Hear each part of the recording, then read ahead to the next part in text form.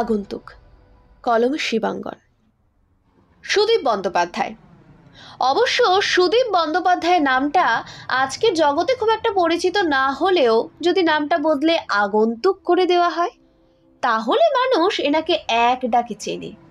অন্ততপক্ষে college street, বইপাড়া কিংবা প্রত্যেক বাংলা সাহিত্যপ্রেমী মানুষরা।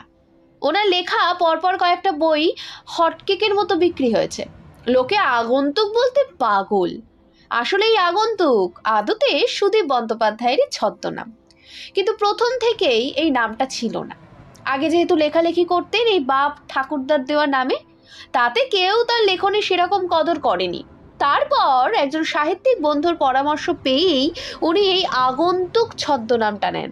সেই বন্ধু বলেছিলেন, আসলে এখনকার পাঠকদের সাহিত্য পড়ার টেস্ট নাকি বদলে গেছে। গল্প বা উপন্যাস পড়া শুরু করার আগের মুহূর্তে তাদের একটা কিক দরকার হয়, যেটা ওই সুদীপ বন্দ্যোপাধ্যায় নামটাই নেই। নামটা বড় সেকেলে, বস্তা পচা টাইপের। তাই সেই সাহিত্যিক বন্ধু বলেছিলেন, বুঝলে ভাই সুদীপ, তোমার লেখার হাত খুব একটা খারাপ নয়, একটু ঘষা মাজা করলে সেটা আরো ভালো হবে বলেই আমার মনে হয়। তবে তার আগে তোমার লেখার দুটো দিক একটু খেয়াল রাখতে হবে, বুঝলে? তোমার লেখা ততে আরো ভালো হবে। বিখ্যাত লেখক মৃন্ময় সেনের সাথে সুদীপের পরিচয় হয়েছিল ওই বইপাড়াতেই। উনিও প্রথম দিকে নিজের নামে লেখালেখি করলেও পরে কোনো এক জ্যোতিষীর পরামর্শে নিজের নামটা ত্যাগ করে পরীক্ষিত ছদ্মনাম নেন। তারপর থেকেই মানুষের মনে লেখক হিসেবে এক বিশেষ স্থান অধিকার করেন মৃন্ময় বাবু। আর সেই সূত্রেই এই পরীক্ষিত ছদ্মনামের মৃন্ময় সেনকে নিজের ফ্রেন্ড, ফিলোসফার কাম গাইড মনে করতেন সুদীপ। তাই ওর কথা শুনে গদগদ হয়ে বলেছিল, হ্যাঁ দাদা, আপনি আমাকে একটু গাইড করুন প্লিজ। আপনার গাইডেন্স পেলে আমি নিশ্চয়ই কিছু একটা করতে পারবো। আপনি বলুন, আমি কথা দিচ্ছি আমি আপনার কথা অক্ষরে অক্ষরে পালন করব। প্রথম কথা, তোমাকে ভাই তোমার লেখক সত্তার পরিচিতিটা একটু আকর্ষণীয় করতে হবে। মানে তোমার একটা ছদ্মনাম প্রয়োজন, যাতে একটা প্রথমেই অন্য রকম ব্যাপার থাকবে। তোমার পাঠকরা তোমার নামে কোনো আকর্ষণ খুঁজে পাচ্ছে না। তোমার এই সুদীপ বন্দ্যোপাধ্যায়ের নামটা বড় আটপৌড়ে, সাদামাটা। এই নামটা নিয়ে মানুষের মধ্যে কোনো কৌতূহলই তৈরি হচ্ছে না।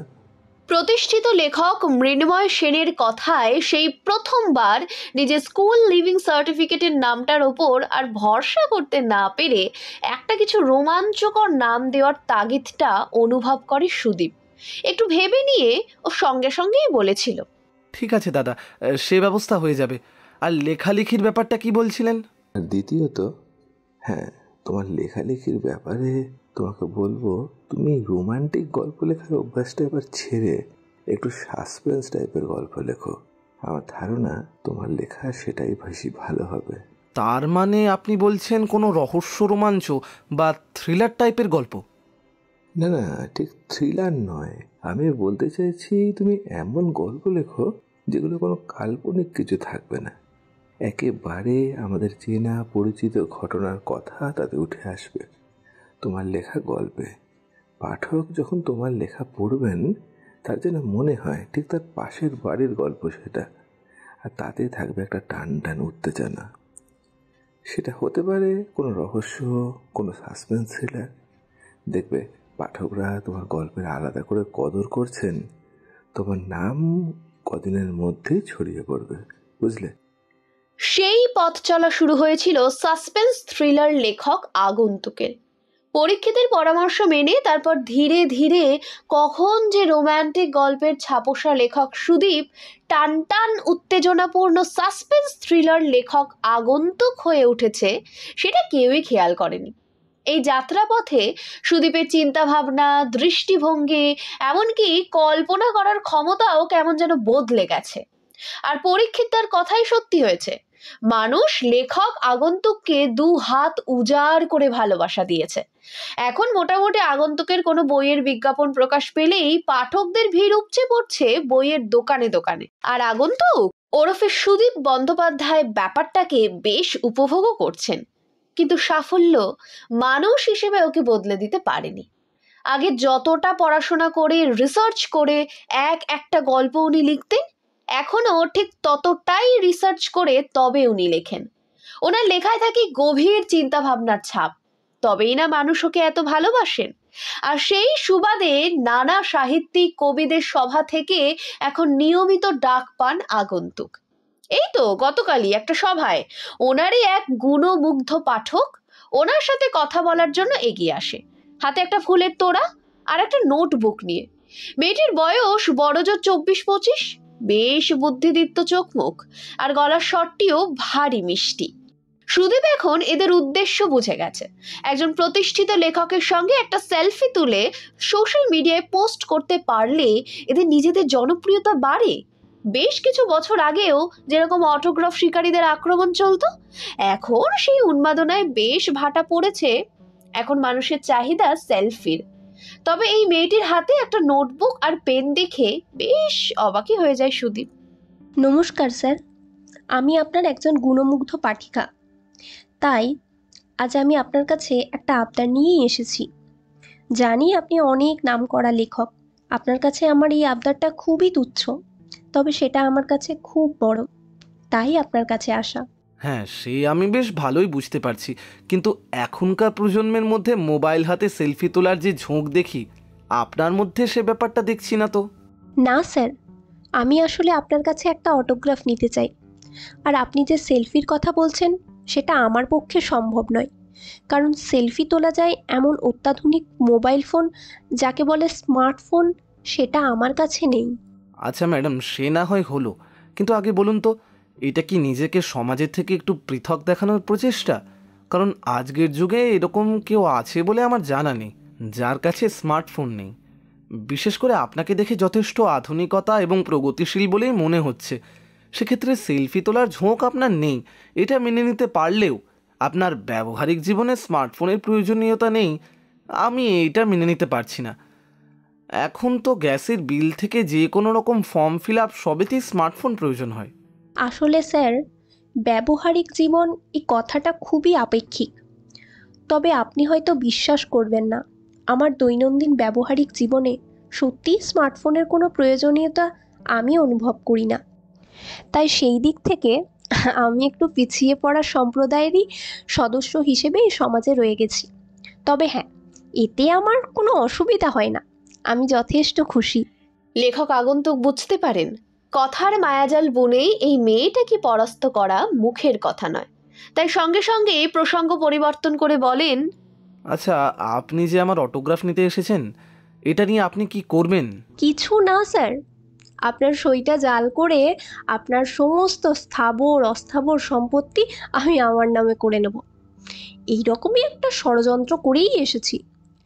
জন্মসূত্রে আপনার নাম, প্রতিপত্তি, টাকা পয়সা এসব না পেলেও চক্রান্ত করে সব কিছু নিয়ে নেব। কি বলেন, ভালো হবে না? মেয়েটির এরকম সপ্রতিভ উত্তর শুনে বেশ চমকে ওঠেন লেখক আগন্তুক। এভাবে একটা ভরা সবার মধ্যে এরকম একজন স্বনামধন্য প্রতিষ্ঠিত লেখককে কেউ এই কথা বলতে পারে, সেটা উনি কল্পনাও করতে পারেননি। তাই বেশ অবাক হয়েই মেয়েটির হাত থেকে তার নোট প্যাডটা নিয়ে তাতে নিজের নামটা খুব সুন্দর করে লিখে দেন আগন্তুক। তারপর মেয়েটার দিকে সেটা এগিয়ে ধরলে বেশ হাসি মুখেই সেটা হাতে নিয়ে সামান্য মাথা ঝুঁকিয়ে সম্মান জ্ঞাপন করে। যেই না মেয়েটি পিছন ফিরতে যাবে তখনই উনি বলে ওঠেন, আপনার সাথে কথা বলে বেশ ভালো লাগলো। আপনিও কি সাহিত্য চর্চা করেন? না স্যার, সাহিত্য চর্চা আমার কর্ম নয়। আমি এই জগৎ থেকে শত যোজন দূরেই স্বচ্ছন্দ, ওসব আমার আসে না। দেখুন, আপনি সাহিত্যক্ষেত্র থেকে দূরে থেকে স্বচ্ছন্ন হতে পারেন, কিন্তু আপনার ব্যবহার আমার জন্য যথেষ্ট রহস্যের কারণ বলেই মনে হচ্ছে। বিশ্বাস করুন, আমি কাউকে আপনার মতো করে কথা বলতে শুনিনি। কেন স্যার, আপনি কি আমার কথায় কোনোভাবে আঘাত পেয়েছেন? না, তা নয়। আসলে আজ যতটুকু পরিচিতি তার সবটাই আমার এই কলমের জোরে। লোকে আমাকে চেনে একজন সাহিত্যিক হিসেবেই, সেখানে আমার একজন গুণমুগ্ধ ভক্ত, মানে আপনি প্রথমে যেরকম আপনার পরিচয় দিলেন তাতে আমার মনে যথেষ্ট সন্দেহ তৈরি হচ্ছে। আপনি সাহিত্য জগতে স্বচ্ছন্ন না হয়ে আমার ভক্ত হলেন কিভাবে? আর তাছাড়া আজকের এই সভায় আমাদের সাহিত্য সমাজের নানা গণ্যমান্য ব্যক্তিত্বের আমন্ত্রণ জানানো হয়েছে, সেখানে আপনি কিভাবে এলেন? সুদীপের কথা শুনে মেয়েটির মুখে একটা রহস্যময় হাসির রেখা খেলে যায়। কিছুক্ষণ চুপ করে থেকে মেয়েটি আবার বলে ওঠে, আসলে স্যার, আমার মা একজন লেখিকা ছিলেন। আমি আমার ছোটবেলা থেকে ওনাকে দেখেছি নানা দেশি বিদেশি সাহিত্যিকদের বই পড়তে। আমি মাকে জিজ্ঞাসা করলে মা বলতেন, বড় বড় নামকরা সাহিত্যিকদের লেখা না পড়লে নাকি নিজে বড় সাহিত্যিক হওয়া যায় না। বলতে পারেন মাকে দেখে আমার একবার ইচ্ছা হয়েছিল আমিও বড় সাহিত্যিক হব। কিন্তু যখনই মাকে দেখলাম এত এত বই নিয়ে পড়াশুনো করতে, তখন আমার আর ধৈর্যে কুলোয়নি। বলতে পারেন সেখানে আমার সার্থক লেখিকা হবার স্বপ্ন শেষ হয়ে যায়। ও আচ্ছা, আপনার মা একজন লেখিকা। তা কি নাম ওনার? না না স্যার, আমার মা এই মুহূর্তে আর লেখেন না। বলা ভালো, লিখতে পারেন না। লিখতে বসলে ওনার বুকে খুব কষ্ট হয়, দম বন্ধ হয়ে আসে। তবে ওই সাহিত্যিকের প্রতি ভালোবাসাটা উনি এখনো ছাড়তে পারেননি। তাই এখনো রবীন্দ্রনাথ, বঙ্কিমচন্দ্র, শরৎচন্দ্র নিয়েই আলোচনা করেই আমাদের দিন কেটে যায়। কখনো আমি মাকে পড়ে শোনাই, আবার কখনো মা আমাকে। তবে উনি তো পড়তে পারেন না, তাই আগের পড়া গল্প উপন্যাসগুলো যতটা আজও ওনার মনে আছে সেটাই বলেন, আর আমি মন্ত্রমুগ্ধের মতো শুনি।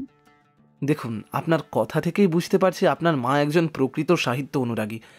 আমরা যারা সামান্য লেখালেখি করি, আমাদের কাছে আমাদের অতীত জীবনের ফেলে আসা এই সব দিকপাল সাহিত্যিকদের রচনা। কোনো অংশে বাইবেল, গীতা বা কোরআনের থেকে কম কিছু নয়। এই সব বই যত পড়বেন তত জানবেন আমাদের সাহিত্য ভাণ্ডারে কত রত্ন লুকিয়ে আছে। ও তাই বুঝি? তা স্যার, আপনি সেসব পড়েছেন? হ্যাঁ, সে তো পড়তেই হবে। মানে একটা সময়ে যখন সময় পেতাম, মানে বুঝতেই তো পারছেন। তবে কিন্তু আপনার মায়ের নাম কি সেটা তো বললেন না। আপনি স্যার চিনতে পারবেন না, তবে আমার মা আপনাকে চেনেন। মূলত আমার মাই আপনার এই অটোগ্রাফ আনার জন্য আমাকে জোর করছিলেন। মাই বললেন একবার আপনাকে চোখের দেখা দেখে আসতে। দেখুন, এবার কিন্তু আমি বেশ অস্বস্তিতে পড়ে যাচ্ছি। আপনি হয়তো ভাবতে পারেন আমি মিথ্যা কথা বলছি, কিন্তু বাস্তবটা এইটাই। আপনি একবার বলছেন আপনার মা রবীন্দ্রনাথ ঠাকুর, বঙ্কিমচন্দ্র চট্টোপাধ্যায়ের মতো মহান লেখকদের ভক্ত, আর সেটা হওয়াটাই স্বাভাবিক। আর সেখানেই আপনি আবার বলছেন আপনার মা আমার অটোগ্রাফ নিয়ে আসার জন্য আপনাকে বলেছেন। এই দুটো ব্যাপার ঠিক মেলাতে পারছি না। না না, আসলে সে ব্যাপার না। আমার মা আপনার লেখারও বিরাট ভক্ত। আপনার যখন কোনো লেখা পত্রপত্রিকা বা বই আকারে প্রকাশ পায়, আমি সেটা থেকে মাকে পড়ে শোনাই। একবার দুবার নয়, বহুবার। মা চুপ করে বসে শোনে। আপনি যদি কখনো আমাদের বাড়িতে আসতেন, না মানে এমনি বলছি, তাহলে দেখতে পেতেন আপনার লেখা সমস্ত বই এবং পত্রিকা আমার সংগ্রহে আছে। এবার আশা করি বুঝতে পেরেছেন কেন অত্যাধুনিক মোবাইল ফোনের প্রয়োজন পড়ে না। সারাদিনে খাওয়া দাওয়া আর ঘুম বাদ দিয়ে বাকি পুরোটা সময়ই আমার কাটে আমার মাকে ছাপানো বই থেকে গল্প পাঠ করে শোনানোতে। তাই মোবাইল ফোনের মাধ্যমে বাইরের পৃথিবীকে আমি আর চিনতে পারি না, আর বাইরের পৃথিবীও আমাকে ঠিক চিনতে পারে না। সময়ই হয় না। আচ্ছা, আমার কোন কোন বই আপনি পড়েছেন? মানে আপনার মাকে পড়ে শুনিয়েছেন? সব কয়েকটাই। তাও ধরুন, আমি নামগুলো বলছি। এই যেমন ধরুন, অরণ্যে এক রাত, সুচিত্রার রহস্য মৃত্যু, হায়নার চোখ, জঙ্গলের আর্তনাদ, কিংবা সতীনাথের হাহাকার। বাহ বাহ, সব বইগুলোই পড়েছেন দেখছি। আচ্ছা, একটা কথা জিজ্ঞেস করব, আপনার মা নিজে পড়তে পারেন না? না, বইগুলো পড়ার ক্ষেত্রে ওনার একটা অসুবিধা আছে, তাই বেশিটা আমিই পড়ে শোনাই।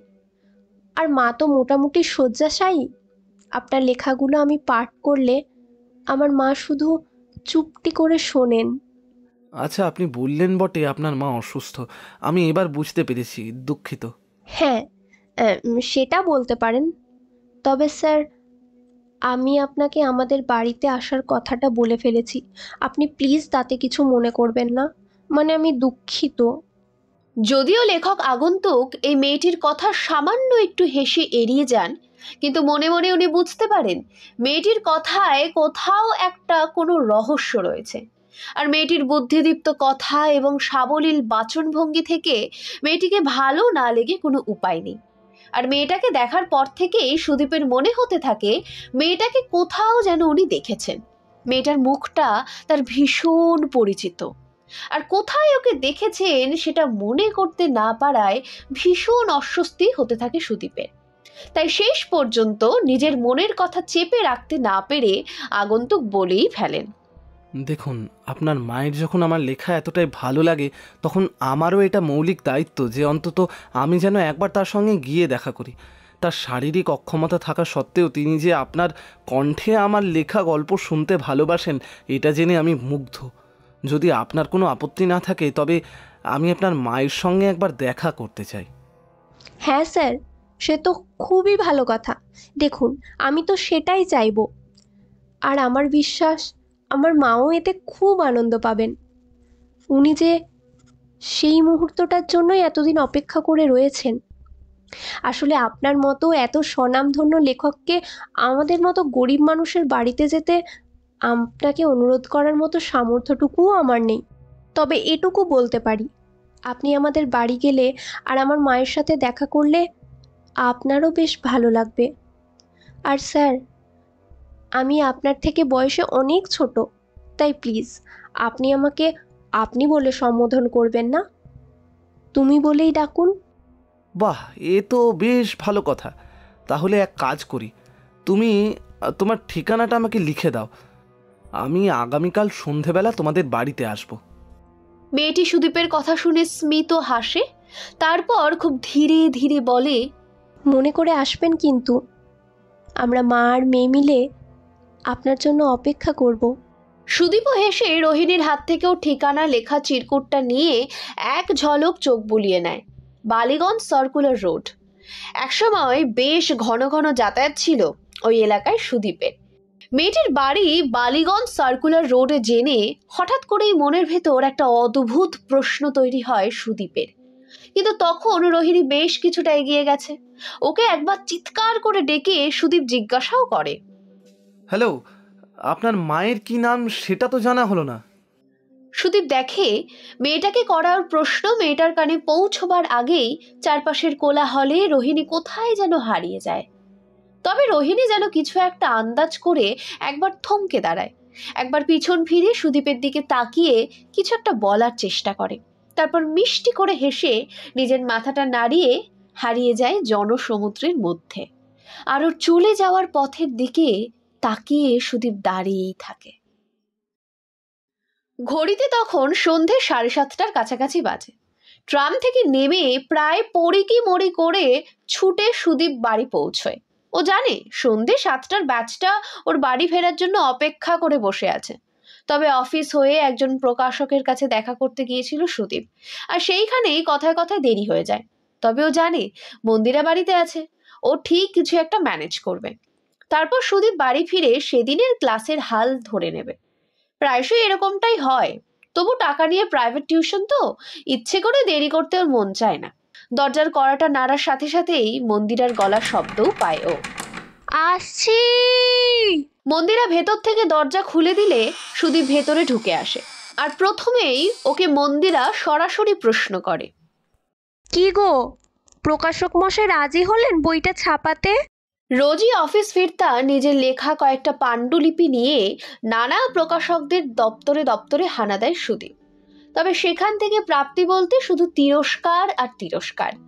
সুদীপ বন্দ্যোপাধ্যায় নামের কোনো উঠতি লেখককে একটা ন্যূনতম সুযোগ দিতেও রাজি নন কোনো প্রকাশক। তাদের দপ্তর থেকে খালি হাতেই ফিরে আসতে হয় সুদীপকে। আর রোজ রোজ ওর ব্যর্থতার কথা মন্দিরাকে বলতে ওর নিজেরও আর ভালো লাগে না। তাই অন্যান্য দিনের মতো শুধুমাত্র ঘাটটা দুপাশে একটু নাড়িয়ে কলতলায় হাত পা ধুতে চলে যায় সুদীপ। আর ওর দিকে অপলক দৃষ্টিতে তাকিয়ে থাকে মন্দিরা। মন্দিরা নিজেও টুকটাক লেখালেখি করতো। স্কুল বা কলেজ ম্যাগাজিনে ওর কয়েকটা লেখা বেশ সমাদৃত হয়েছিল এক সময়। তাই লেখালেখি সম্পর্কে যতটুকু ওর ধারণা আছে তাতেও জানে সুদীপের লেখার যা ধরন, শব্দচয়ন, বাক্যের গঠন, তার কোনোটা দিয়েই ও নিজেকে প্রতিষ্ঠিত লেখক করে তুলতে পারবে না। কিন্তু সুদীপ ওর মতো করে চেষ্টা করছে। তাই সুদীপের মনোবল যাতে ভেঙে না যায় তাই সরাসরি কিছু বলে না ও।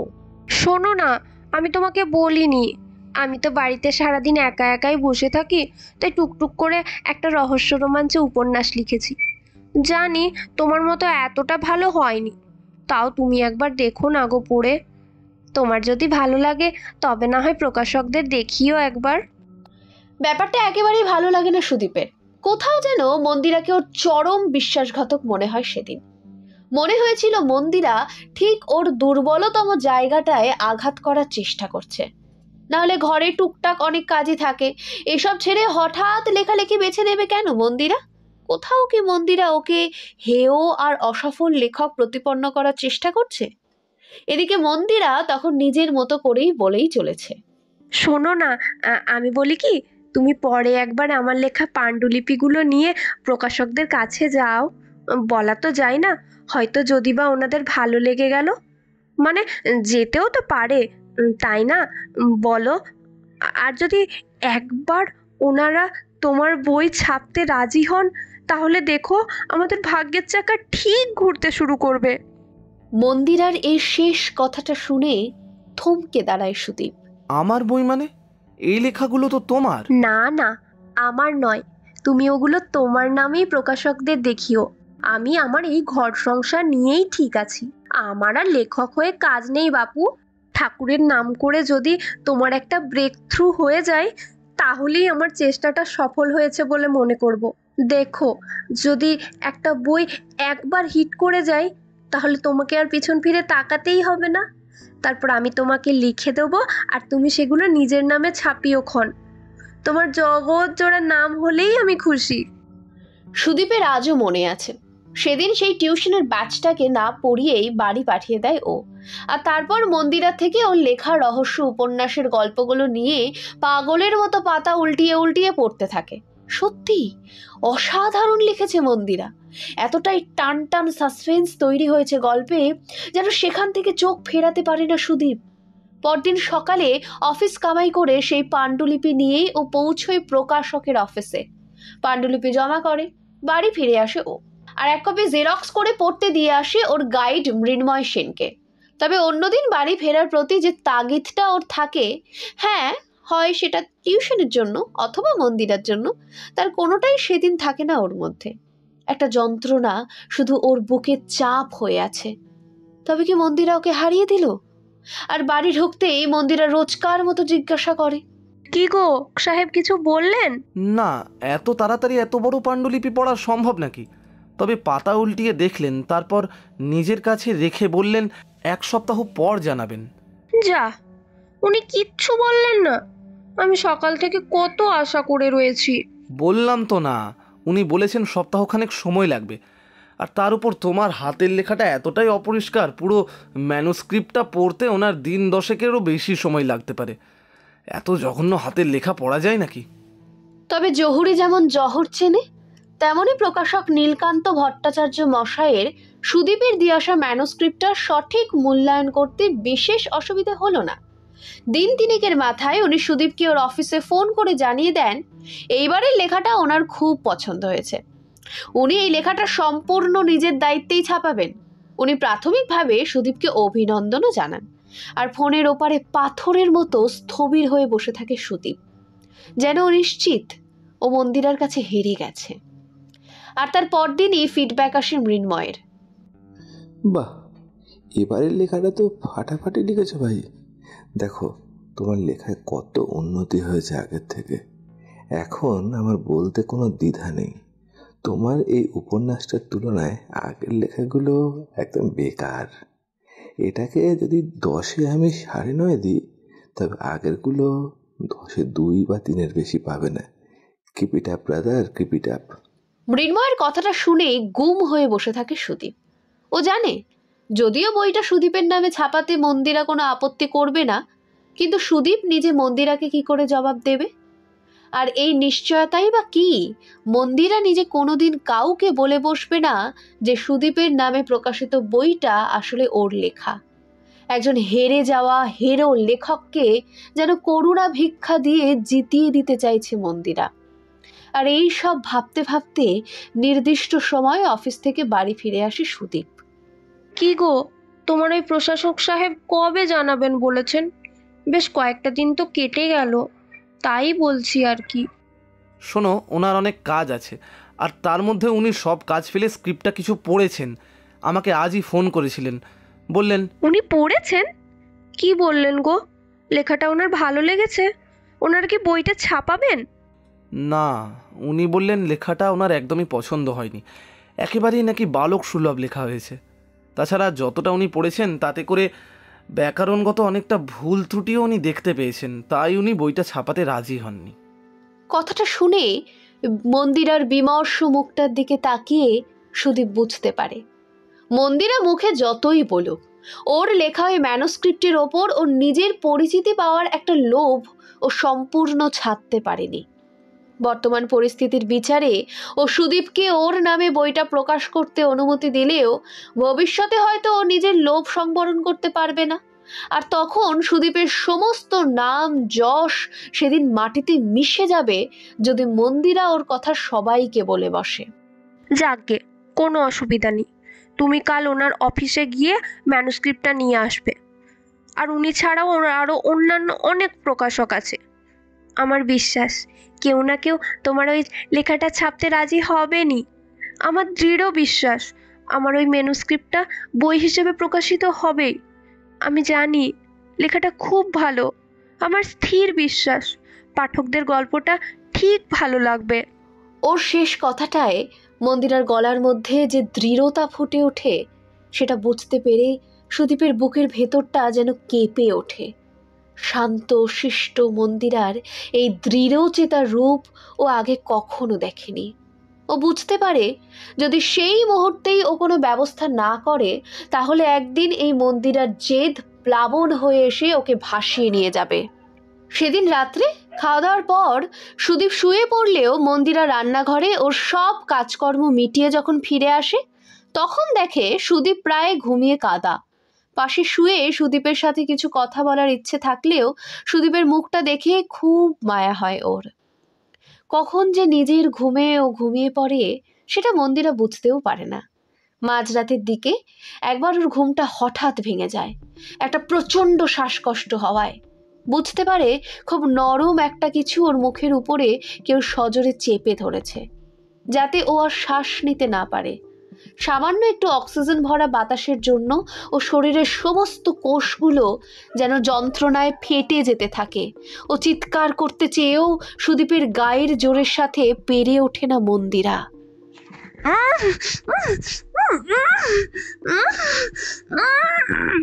মন্দিরা একটা সময় বুঝতে পারে ও শরীরের প্রাণ শক্তি ধীরে ধীরে ক্রমে ক্রমে নিস্তেজ হয়ে পড়েছে। আর কয়েকবার পা দিয়ে বিছানার উপরে সজোরে আঘাত করার পরে মুঠোয় শক্ত করে টেনে ধরে সেদিনই পাতা ধবধবে সাদা গোলাপ ফুল আঁকা বিছানার চাদরটা আর কয়েক মুহূর্ত পরেই চিরতরে থেমে যায় মন্দিরা। ওর জীবনের একমাত্র একটাই স্বপ্ন, ওর লেখা উপন্যাস আর ছাপানো বই আকারে প্রকাশ হচ্ছে। সেটা দেখতে পাওয়ার আগেই ওকে পৃথিবী ছেড়ে চলে যেতে হয়। পরদিন সকাল হবার আগেই সুদীপ ওর মৃতদেহটা বেশ কয়েকটা টুকরো করে কেটে কয়েকটা ব্যাগে পুরে বেরিয়ে পড়ে। আর তখন ওর হাত দুটো থেকে শুরু করে সারা শরীর স্নান করে যায় মন্দিরার রক্তে। তারপর তাড়াতাড়ি ওর হাত দুটো কলতলায় ধুয়ে ব্যাগগুলো নিয়ে বেরিয়ে পড়ে সুদীপ। সারাদিন ঘুরে হাওড়া স্টেশনের কাছে বাঁধাঘাট, তারপর কলকাতার বাবুঘাট, ব্যারাকপুর ঘাট আর শেষ অংশটা ডিভিসির জলে বিসর্জন দিতে দিতে প্রায় বিকেল হয়ে যায় সুদীপের। তারপর নিজের হাতে মন্দিরার মৃত্যুর এই ঘটনাটা নিয়ে লেখে ওর প্রথম রহস্য উপন্যাস স্বপ্নের মৃত্যু। তবে স্বপ্নের মৃত্যু যতদিনে বই বাজারে আসে তার আগে সুদীপ তথা আগন্তুকের প্রথম বইটা প্রকাশিত হয়েছে নীলকান্ত ভট্টাচার্যের প্রকাশনী সংস্থা থেকে। বাজারে বেশ সুনাম ছড়িয়েছে বইটা। আর তার পরপরই আসে স্বপ্নের মৃত্যু, সুদীপের হাড় হিম করা রহস্য, রোমাঞ্চ গল্প, থ্রিলার। তবে কোনো কাল্পনিক নয়, চরিত্রগুলো যেন সবাই জীবন্ত, আমার আপনার মতো চারপাশে ছড়িয়ে থাকা প্রতিটা সংগ্রামী মানুষের জীবন থেকে উঠে আসা একটা গল্প। ঠিক যেমন মৃন্ময়দা ওকে লিখতে বলেছিলেন। গল্পের কেন্দ্রীয় চরিত্র সোহিনীকে তার স্বামী নিজের হাতে খুন করে, তার টুকরো টুকরো করে কাটা দেহটা বিভিন্ন জায়গায় নদীতে ভাসিয়ে দেয়। পাঠক মহলে একটা শিহরণ তৈরি করে স্বপ্নের মৃত্যু। আগন্তুককে দেখার জন্য মানুষ পাগল হয়ে ওঠে, ঠিক যেমনটা সুদীপ চেয়েছিল। আর চেয়েছিলেন ওর পথ প্রদর্শক পরীক্ষিত ওরফে মৃন্ময়দা। কিন্তু এই সব কিছুর মধ্যে সুদীপের সমস্ত স্বপ্ন পূরণ হলেও হারিয়ে যায় দুটো মানুষ, একজন মন্দিরা আর একজন ওর গর্ভে থাকা 6 মাসের এক সন্তান, যাকে ঘিরে নিজের সব স্বপ্ন দেখা আবার শুরু করেছিল মন্দিরা। দরজায় কড়া নাড়ার আগেই দরজাটা খোলার শব্দ হওয়ায় একটু চমকেই ওঠে সুদীপ। এই বাড়িটা ওর পরিচিত, এখন অনেকটাই ভেঙে পড়েছে, দিকে দিকে পলেস্তারা খসে পড়েছে, ইটের ফাটলে লম্বা বটগাছ ঝুড়ি বিছিয়ে প্রায় সম্পূর্ণ দেওয়ালগুলোকেই ঢেকে ফেলেছে। ওর মনে আছে মন্দিরাকে বিয়ে করে বালিগঞ্জ সার্কুলার রোডের এই বাড়িতেই ভাড়া এসেছিল সুদীপ। একটু ভিতরের দিকে, অর্থাৎ গলির ভিতরে হওয়ায় কম পয়সায় ভাড়া পেয়েছিল ও। একটা সামান্য মাইনের সরকারি চাকরি আর কিছু প্রাইভেট টিউশন, এই নিয়ে কোনো মতে ও আর মন্দিরা লড়াই চালাচ্ছিল একটু ভালো থাকার, একটু ভালোভাবে বাঁচার। কিন্তু সব কিছু স্বপ্ন যখন পূর্ণ হয়েছিল, তখন আর মন্দিরা ওর পাশে ছিল না। দরজা দিয়ে ঢুকে উঠোনের ডান দিকের কলতলাটার দিকে তাকিয়ে থাকে সুদীপ। সবকিছু যেন সেই একই রকম রয়েছে, শুধু মাঝখান থেকে 25টা বছর কেটে গেছে একটু একটু করে। কি হলো, দাঁড়িয়ে পড়লে যে? এসো, ভেতরে এসো। আসলে এই বাড়িতে আমি প্রথম জীবনে, তা প্রায় বছর 25 আগেকার কথা হবে। অথচ দেখো, আবার এত বছর পরে আবার এখানে এলাম, শুধু সময়টাই কেটে গেছে, অথচ বাকি সব কিছু কেমন একই রকম রয়ে গেছে। মনে হচ্ছে যেন সময়টা থমকে রয়েছে, আর আমি শুধুমাত্র এইখানেই দাঁড়িয়ে আছি এতগুলো বছর পরে। সব কিছু একই রকমই থাকে স্বনামধন্য লেখক শ্রীযুক্ত সুদীপ বন্দ্যোপাধ্যায় মহাশয়। শুধু বদলে যায় আমাদের দৃষ্টিভঙ্গি, আমাদের স্বার্থ আর আমাদের লোভ, তাই না? হ্যাঁ, সে তো ঠিকই। আসলে আচ্ছা, আপনি যে আজ এখানে এলেন আমার মায়ের সঙ্গে দেখা করতে, তো আপনি আপনার সব থেকে বড় ভক্তের জন্য কি উপহার এনেছেন? উপহার মানে সেরকম তো কিছু। আসলে এই বাড়িতে এসে কেমন যেন সব পুরনো কথাগুলো মনে পড়ে যাচ্ছে, কত স্মৃতি। তবে একটা ছোট্ট উপহার আমি এনেছি তোমার মায়ের জন্য। আমার মাকে আপনার মনে আছে? হ্যাঁ আছে। না, তুমি বলতে পারো মনে ছিল না, কিন্তু কালকে তোমাকে দেখার পর থেকে সব মনে পড়ে গেছে। তাই আমি অনেক খুঁজে খুঁজে তোমার মায়ের জন্য একটা উপহার এনেছি। এই দেখো। কথাটা বলে সুদীপ মেয়েটার দিকে একটা খবরের কাগজে মোড়া বই এগিয়ে ধরে। খবরের কাগজটা সেদিনেরই, আর ভিতরের বইটা প্রায় 25 বছর আগের ছাপা একটা পুরনো বই, নাম রহস্যের প্রহেলিকা। বইয়ের প্রথম পাতাটা উল্টে রোহিণী দেখে সেখানে লেখকের নামটা কেটে তার জায়গায় লেখা মন্দিরা বন্দ্যোপাধ্যায়। সেটা দেখে ওর মুখে একটা বাঁকা হাসি খেলে যায়। অবশেষে এটা কি পাপের প্রায়শ্চিত্ত? না, প্রায়শ্চিত্ত নয়, স্বীকৃতি। আমি জানি আমার অপরাধের প্রায়শ্চিত্ত এত সহজে হয় না, হওয়া উচিতও নয়। আমার জন্য যেটা বরাদ্দ হওয়া উচিত সেটা শুধুমাত্রই শাস্তি। শাস্তি? কে দেবে আপনাকে শাস্তি? কে জানে আপনার অপরাধের কথা? সময়ের সাথে সাথে সব প্রমাণ যে হারিয়ে গেছে লেখক মশাই। একমাত্র আমি নিজে আমার অপরাধের কথা জানি, শুধু আমি, আর কেউ না। তাই আমাকে শাস্তিটাও যে আমাকেই দিতে হবে মা, আর আমি সেটা দিয়েছিও। রোহিণীর চোখে পড়ে ওই বইয়ের মোড়কের খবরের কাগজটা। কাগজটায় বড় বড় করে লেখা, ভোর রাত্রে হঠাৎ করে হৃদরোগে আক্রান্ত হয়ে অকাল মৃত্যু প্রখ্যাত রহস্য রোমাঞ্চ গল্প লেখক আগন্তুক ওরফে সুদীপ বন্দ্যোপাধ্যায়। লেখাটা পড়ে এক কৌতূহলী দৃষ্টি নিয়ে সুদীপের দিকে তাকায় রোহিণী।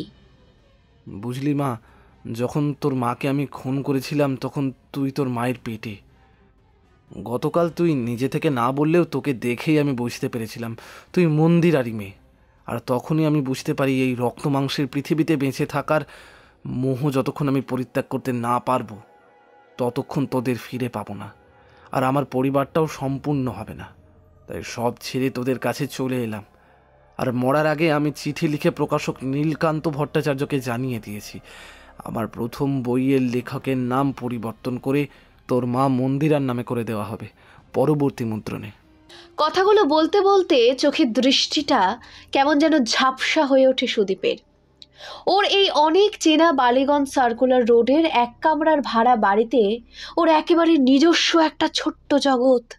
সুদীপের মনে হয় ও যেন হালকা দেখতে পাচ্ছে বিছানার উপরে একজন মাঝবয়সী ভদ্রমহিলা বসে, আর খাটের উপরে ছড়ানো ছিটানো কয়েকটা কাগজ আর একটা কলম, আর বিছানায় টান টান করে পাতা একটা গোলাপ ফুলের ছবি আঁকা সাদা ধপধপে চাদর। ধীর পায়ে ঘরের দিকে এগিয়ে যায় সুদীপ। যাক, তাহলে লেখালেখির অভ্যাসটা এখনো ছাড়নি দেখছি। কথাটা বলতে চেয়েও বলা হয়ে ওঠে না সুদীপের। ঘর থেকে বেরিয়ে এসে আবার ফিরে যায় ও সেই শ্যাওলা ধরা কলতলাটায়। জোরে কলটা ছেড়ে দিয়ে তার নিচে নিজের দুটো হাত মেলে ধরে সুদীপ। অনেক দিন আগে ওর হাতে লেগে থাকা শুকিয়ে যাওয়া রক্তের দাগগুলো যদি ধুয়ে পরিষ্কার হয় সেই আশায়। ওর মন্দিরা ওর জন্য ঘরে অপেক্ষা করে আছে যে, কিন্তু এই দাগগুলো হাত থেকে না উঠলে ও যে মন্দিরের কাছে যেতে পারবে না। আর সেখান থেকেই সুদীপ দেখতে পায় ঘরের দরজায় দুটি মানুষের মতো অবয়ব দাঁড়িয়ে, যাদের মুখের গড়ন একদম এক। একজন মন্দিরা আর একজন ওর গর্ভেই মরে যাওয়া মেয়ে রোহিণী।